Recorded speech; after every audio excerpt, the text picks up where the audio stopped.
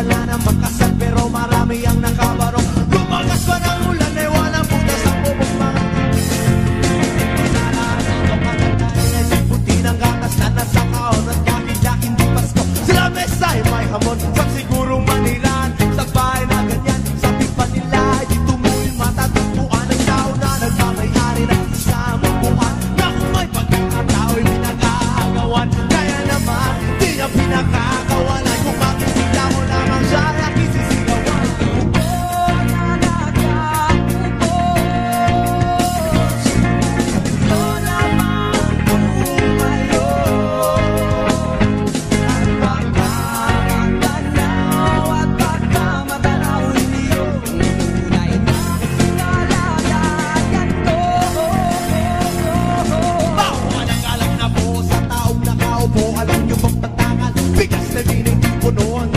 Bahay namin ay pinagtabing-tabingero. Sa gabi ay sobrang init na tumutunaw ng gelo na di kayang pinitong pang ilagay sa inom. Pinabulong tubig sa lumang kakuling uling-uling gamit ang mga tumnahin namin lamang sa estero. Nagsisilbing kusina tumoy ay ating panyo ang ating inanam. Kaya man ang isang kaldero na nagagamit na pag-angakit ang mahal supplement.